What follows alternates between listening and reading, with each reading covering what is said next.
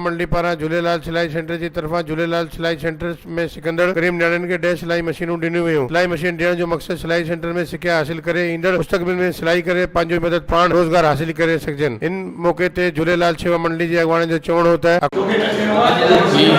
झूलेलाल सेवा मंडली जा जेके शेवादारी आहिनि धर्म जे तमामु ज़बरदस्त कमु करे रहिया आहिनि।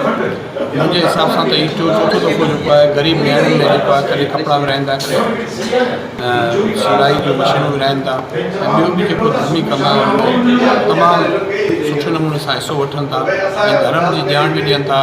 इन्हनि जी वॾी महिरबानी जो ग़रीब न्याणियुनि लाइ इन्हनि सिलाई घर हलाइनि पिया, जेको कंहिं बग़ैर कंहिं मुआवज़े जे 2 सालनि खां कामयाबी सां हले पियो। असांजी दुआ इहा आहे त अञा भॻवानु वधीक सघे ऐं पंहिंजी पंचायत हिंदू क़ौम जी शेवा वधीक करे सघे। हीअ जेको आहे सिलाई सेंटर जेको असांजो हले पियो, इहा वॾी कावशूं असांजे जेको आहे झूलेलाल शेवा मंडली जूं आहिनि, जिन्हनि जी पंहिंजी कावशनि सां ऐं गॾु असांजी हिंदू पंचायत जो सहकार आहे। हीअ साम्हूं जेको हाल आहे उन हाल में जेको आहे सेंटर खुलियो वियो आहे ऐं हिते 3 शिफ्टूं हलंदियूं। 20-25 मशीनूं आहिनि। 20 असांजी घटि में घटि हिकिड़ी शिफ्ट हले थी। 3 शिफ्टूं हलनि थियूं ऐं उन खां पोइ जेके बि छोकिरियूं हितां तयारु थी निकिरनि थियूं, असां उन्हनि खे जेको आहे सिलाई मशीनूं ॾियूं था त इहो हुते वञी पंहिंजो जेको रोज़गार कनि ऐं पंहिंजे घर खे संभालनि। इहो इनखे तक़रीबन 1.5-2 साल थी विया आहिनि ऐं हीअ जेको असां मशीनूं ॾियूं 2 या 3 बेंच आहे उनखे ॾिनो। जेके छोकिरियूं कॉम्पिटेंट ग़रीब आहिनि, जेके डिज़र्व आहिनि उन ॻाल्हि खे असां उनखे ॾियूं था त उहो पंहिंजो रोज़गार कनि ऐं असांजी इहा ख़ुशी जी ॻाल्हि आहे त इहे छोकिरियूं जेके आहिनि हितां थी अॻिते वेंदियूं त असांखे वॾी ख़ुशी आहे। असांजी जेका कम्यूनिटी आहे जंहिंमें केर बि हुजे, असां ईअं कोन्हे असांजे फलाणे खां ॾियूं, असांजी कम्यूनिटी केरु माण्हू आहे असीं उनखे ॾियूं था त उहो हुते पंहिंजो असां। झूलेलाल सिलाई सेंटर जेको आहे तक़रीबन 2 साल थी विया आहिनि। अगस्त 2016 में मतिलबु शुरू थियो ऐं हींअर मतिलबु 18 हले पियो।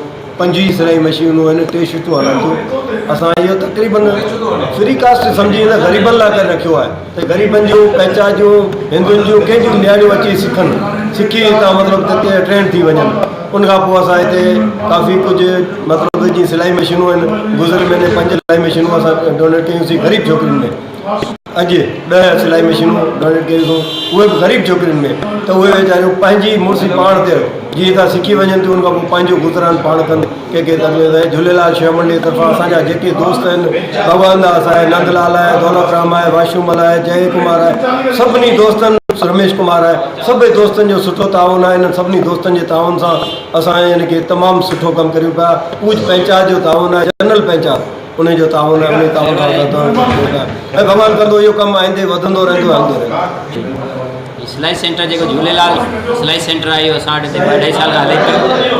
उनमें जेके ग़रीब न्याणियूं आहिनि या जेके लेडीज़ आहिनि वॾियूं आहिनि उहे बि अची सभु सिखनि था हिते ऐं सिखी वञी हिते पंहिंजो रोज़गार कनि था। ऐं असां झूलेलाल शेवा मंडली तरफ़ां हिते 5 सिलाई मशीनूं अॻे साल ॾिनियूं हुयूं ऐं हीअ 10 सिलाई मशीनूं ग़रीब छोकिरियूं जेके आहिनि डिज़र्व आहिनि, जेके हिते पढ़नि थियूं माना सिखनि, सिर्फ़ु उन्हनि लाइ जेके आहिनि असां मशीनूं जेके उन्हनि खे डोनेट करियूं था, विरायूं था। ऐं असांखे हिंदू पंहिंजा तावन सभिनी जो जेके बि हिंदू आहिनि ऐं सिर्फ़ु भगवान दास जी तमामु सुठी हिन में काविश आहे। झूलेलाल शेवा मंडली बि असां सां गॾु आहे ऐं कुझु लाणा पंचायत हिंदू पंचायत सभु जी। असां वटि खिपरे शहर में सिलाई सेंटर खुलियल आहे।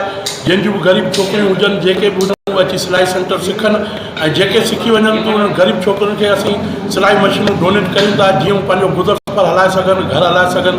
इन करे असांजी पंचायत तावन आहे ऐं सभिनी शहर वारनि जो तावन आहे। हुकूमत खे खपे त अहिड़ा मुख़्तलिफ़ क़िस्म जा सिखिया सेंटर क़ाइमु करे जंहिंमें ग़रीब मुस्तहिक़ न्याणियुनि खे सिखिया ॾिनी वञे, जंहिं सां वधि में वधि न्याणियूं सिखिया हासिल